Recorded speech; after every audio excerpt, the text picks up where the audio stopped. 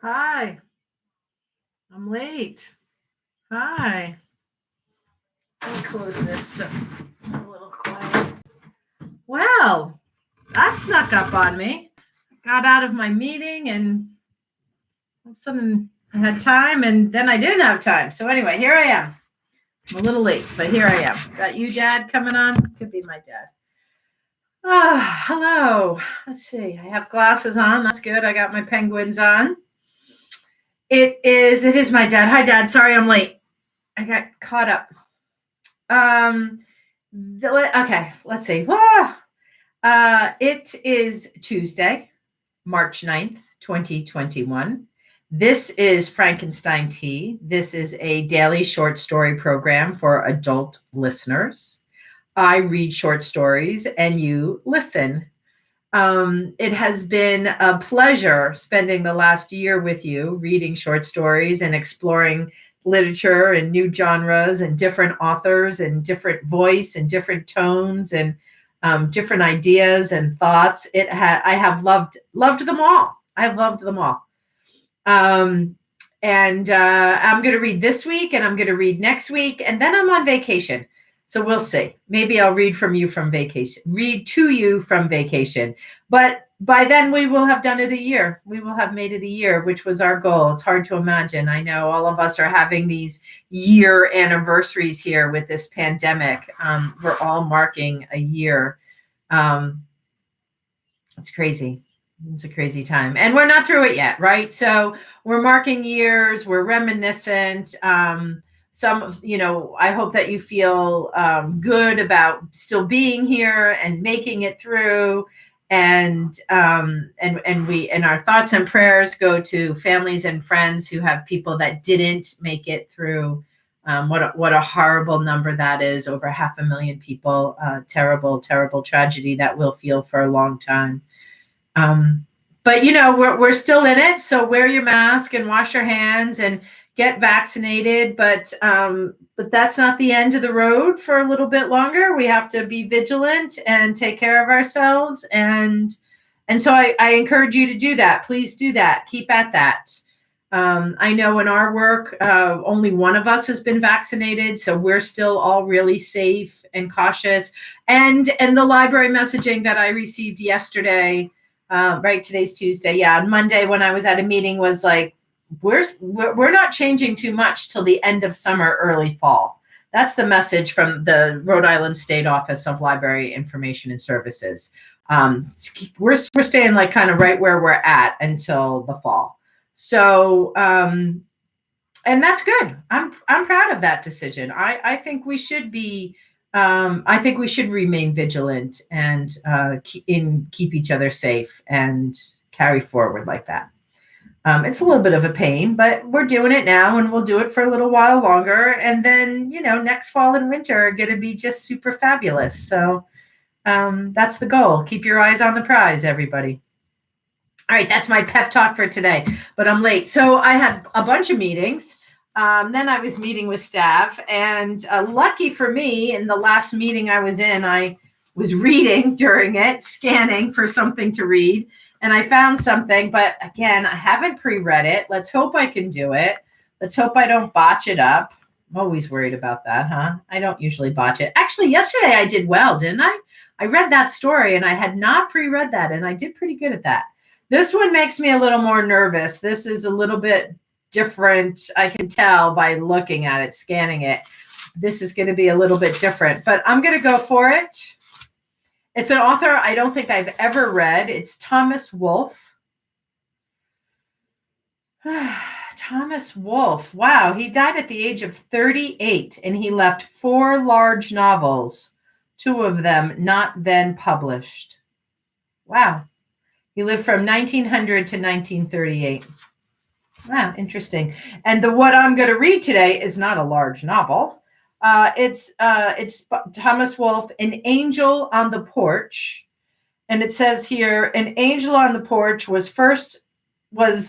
Angel on the Porch, the first piece of major fiction published by Thomas Wolfe, appeared as a short story in Scribner's Magazine for August 1929. The same year, it appeared again as chapter 19 of Woolf's first novel, Look Homeward, Angel. Soon after the author's death, his publishers reprinted this, his first story, side by side with his last story, The Party at Jack's, in Scribner's Magazine, May 1939. Interesting. So this is his first piece of major fiction to be published. Scribner's Magazine, 1929. Thomas Wolfe, An Angel on the Porch.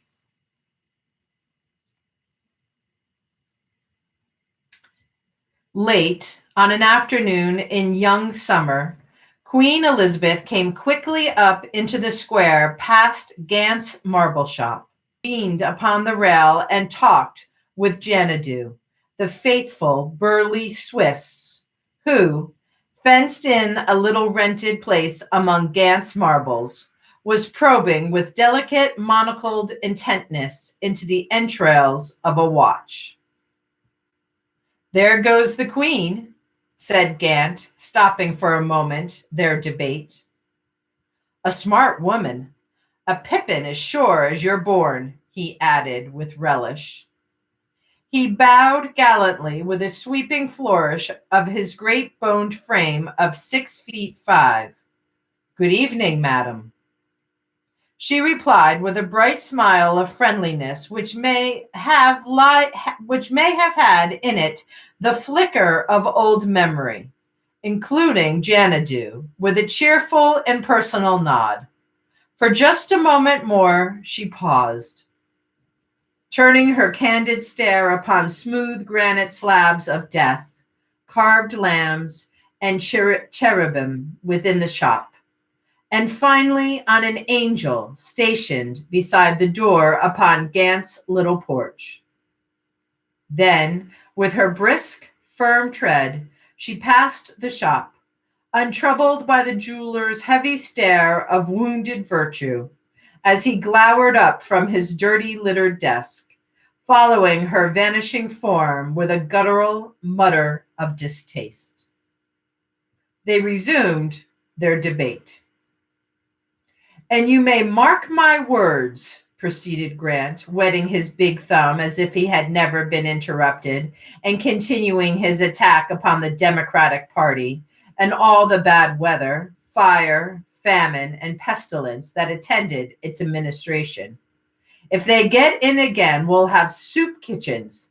The banks will go to the wall, and your guts will grease your backbone before another winter's over." The Swiss thrust out a dirty hand toward the library he consulted in all disputed areas, a greasy edition of the World Almanac, 3 years old, saying triumphantly, after a moment of dirty thumbing in strange, wrenched accent, "Ah, just as I thought. The municipal taxation of Milwaukee under Democratic administration in 1905 was $2.25 the hundred, the lowest it had been in years. I cannot imagine why the total revenue is not given."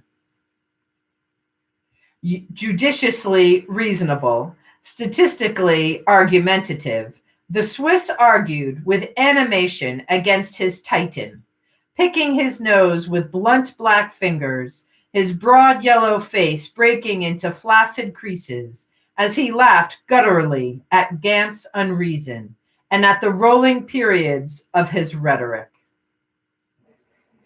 Thus they talked in the shadow of the big angel that stood just beyond the door upon Gant's porch, leering down upon their debate with a smile of idiot benevolence. Thus they talked while Elizabeth passed by in the cool damp of Gant's fantastical brick shack, surrounded by the stones, the slabs, the cold carved lambs of death.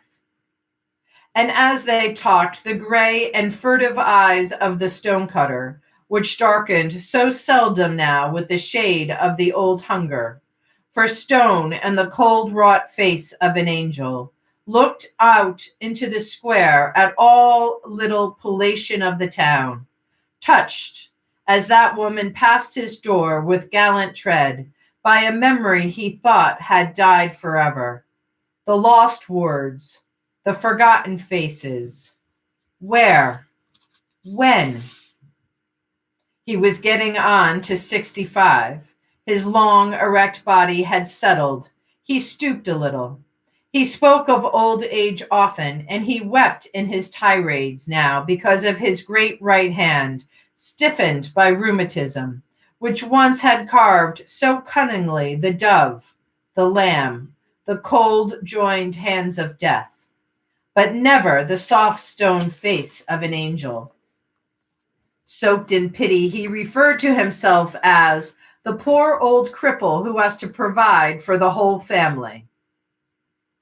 That proud and sensual flesh was on its way to dust. The indolence of age and disintegration was creeping over him. He rose now a full hour later. He came to his shop punctually, but he spent long hours of the day extended on the worn leather couch of his office, or in gossip with Janadu, bawdy old Lytle, Cardiac, his doctor, and Fag Sluter, who had salted away his fortune in 2 big buildings on the square, and was at the present moment tilted comfortably in a chair before the fire department, gossiping eagerly with members of the ball club, whose chief support he was. It was after 5 o'clock. The game was over. Laborers, gristly with a white coating of cement, sloped down past the shop on their way home. The draymen dispersed slowly. A slouchy policeman loafed down the steps of the city hall, picking his teeth. And on the market side, from high-grilled windows, there came the occasional howls of a drunken woman. Life buzzed slowly like a fly. The sun had reddened slightly. There was a cool, flowing breath from the hills, a freshening relaxation over the tired earth, the hope, the ecstasy of evening in the air. In slow pulses, the thick plume of fountain rose fell upon itself and slapped the pool in lazy rhythms. A wagon rattled leanly over the big cobbles beyond the firemen. The grocer Braidley wound up his awning with slow, creaking revolutions.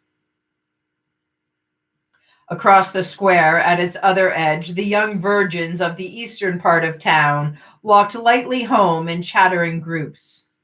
They came to town at 4 o'clock in the afternoon, walked up and down the little avenue several times, entered a shop to purchase small justifications, and finally went into the chief drugstore, where the bucks of the town loafed and drawled in lazy, alert groups. It was their club, their brasserie, the forum of the sexes. With confident smiles, the young men detached themselves from their group and strolled back to booth and table. "Hey there, what you come from?" "Move over there, lady, I want to talk to you." Gant looked and saw. His thin mouth was tickled by a faint sly smile. He wet his big thumb quickly.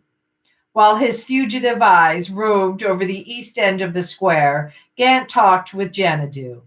Before the shop, the comely matrons of the town came up from the market. From time to time, they smiled, seeing him, and he bowed sweepingly. Such lovely manners.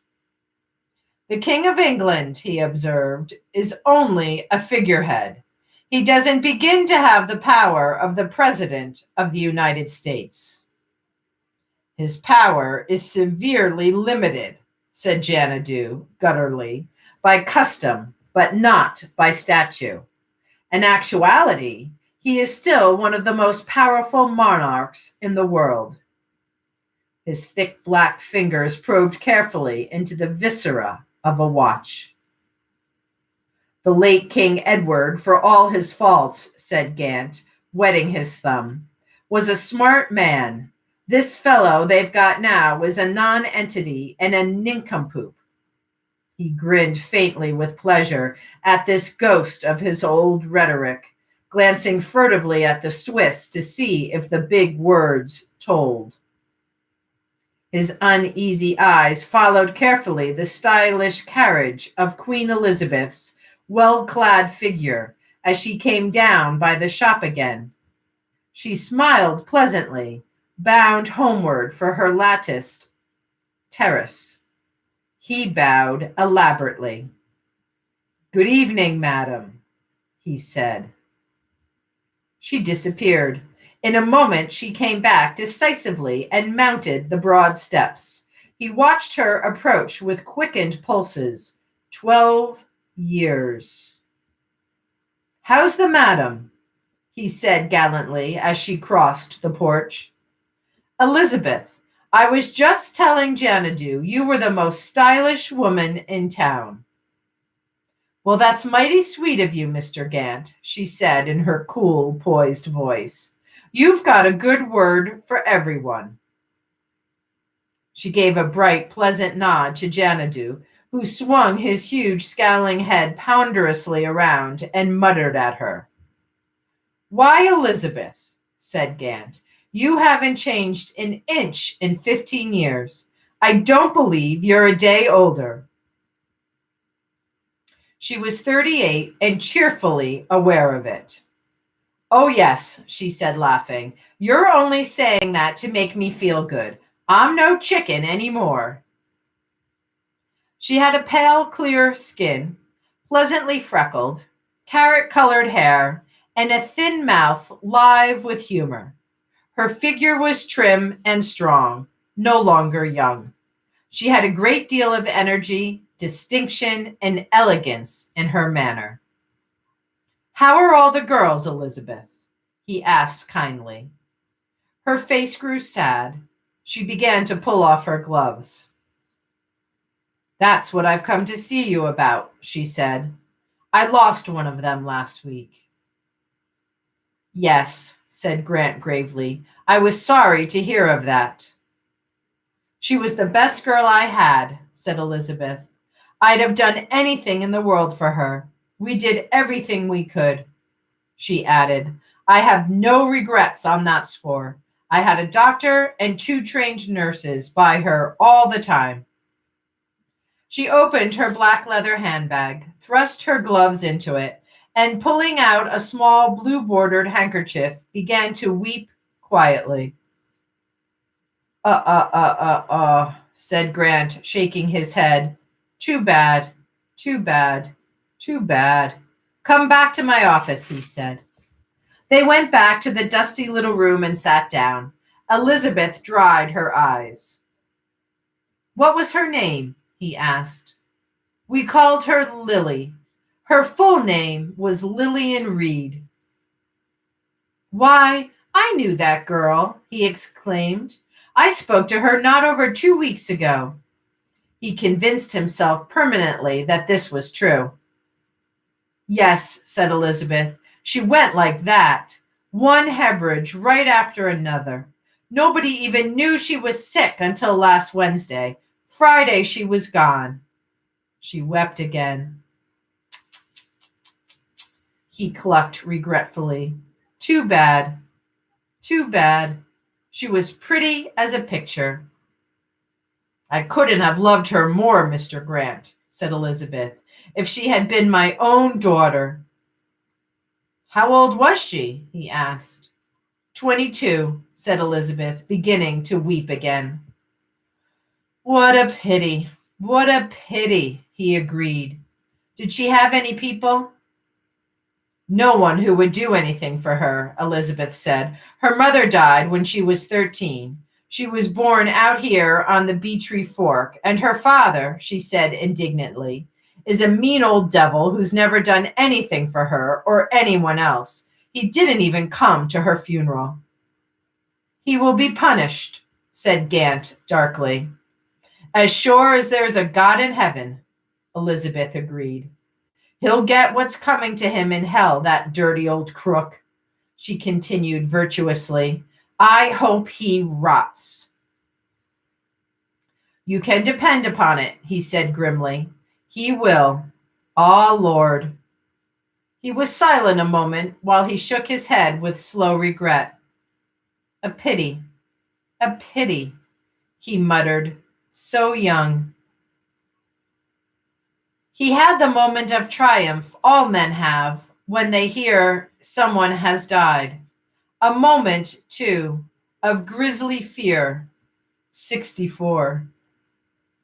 I couldn't have loved her more, said Elizabeth, if she'd been one of my own. A young girl like that with all her life before her. It's pretty sad when you come to think of it, he said. By God, it is. And she was such a fine girl, Mr. Gant, said Elizabeth, weeping softly. She had such a bright future before her.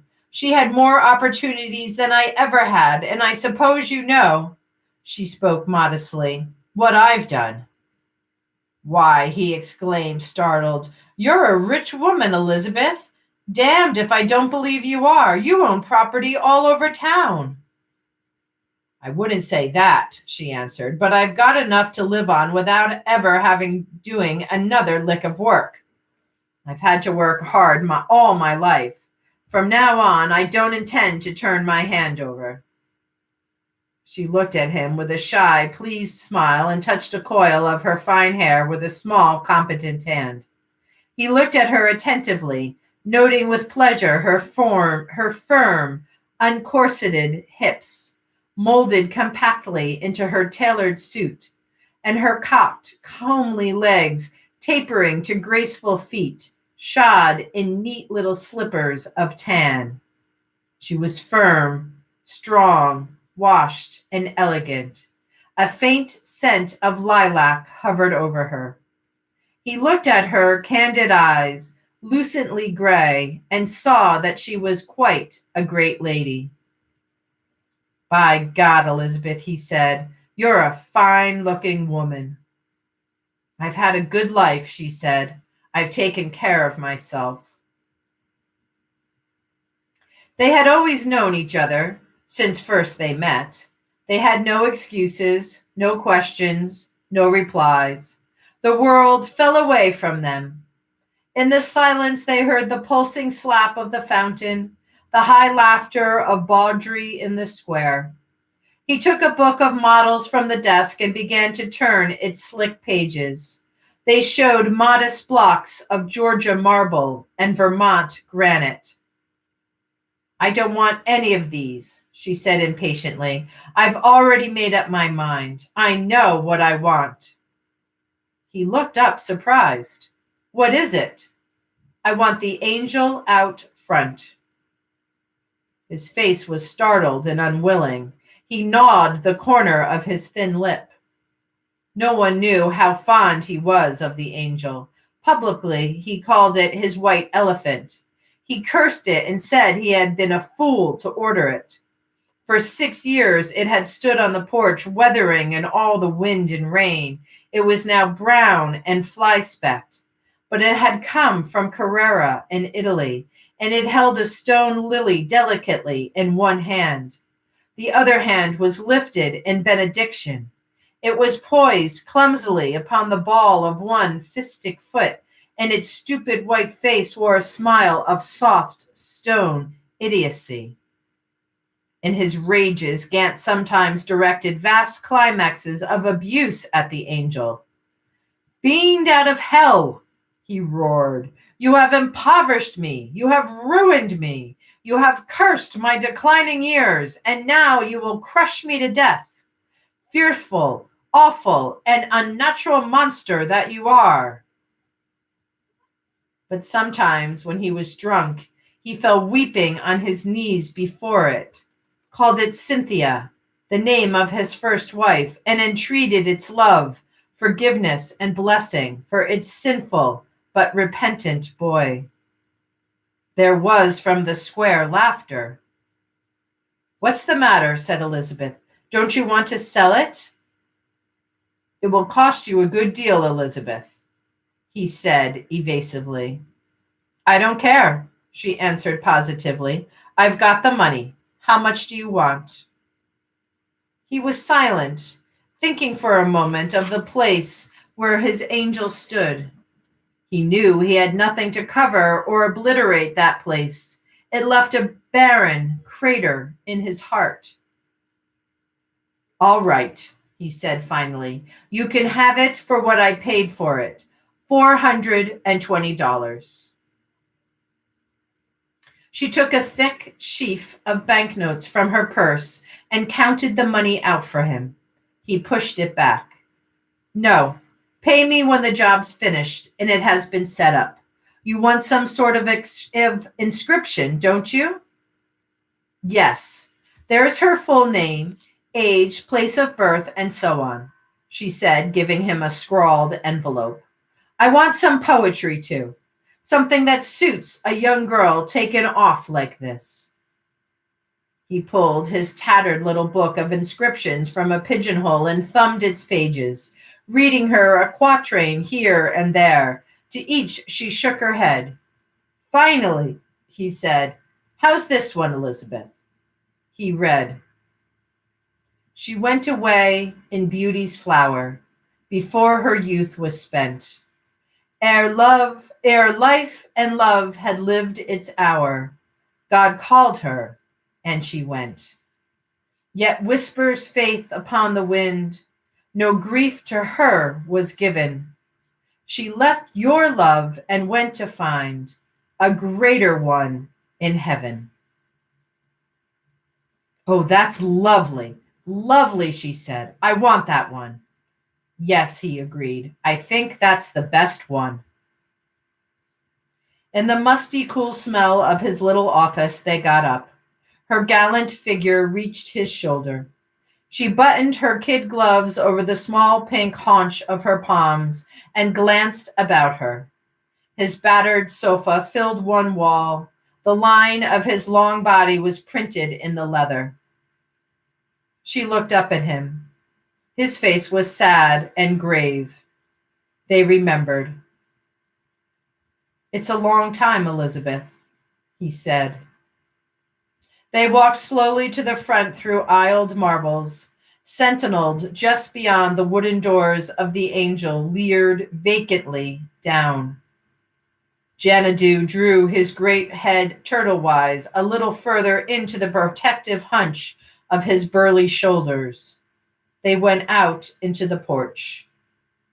The moon stood already like its own phantom in the clear-washed skies of evening. The little boy with an empty paper delivery bag swung lithely by, his freckled nostrils dilating pleasantly with hunger and the fancied smell of supper. He passed, and for a moment, as they stood at the porch edge, all life seemed frozen in a picture.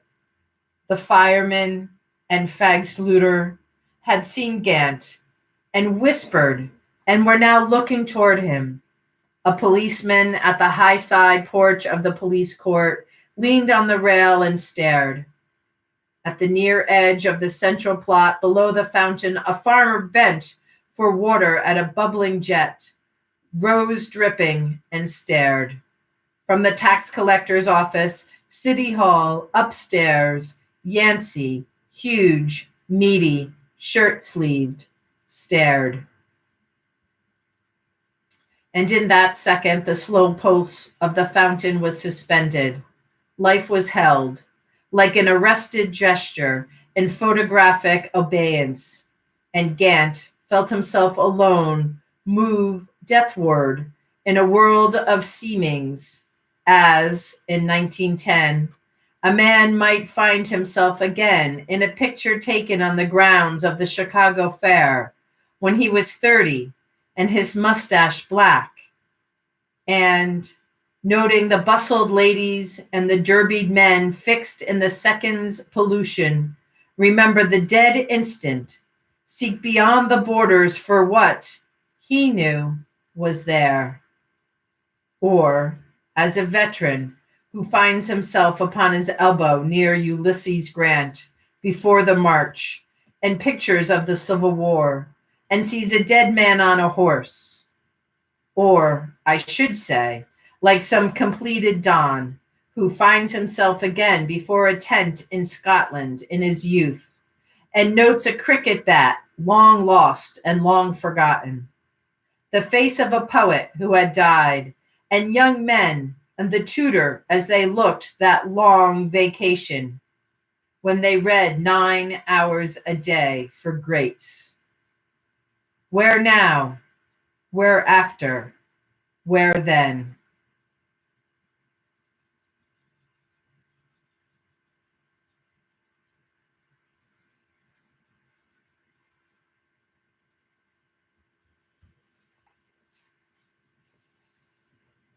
(1929), originally published in Scribner's Magazine. That's Thomas Wolfe, An Angel on the Porch. Later becomes chapter 19, I believe. Chapter 19 of Look Homeward, Angel.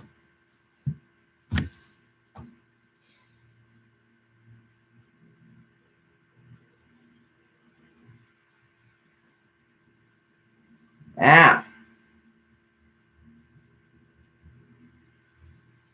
that was something. Thomas Wolfe. I'll let that one settle.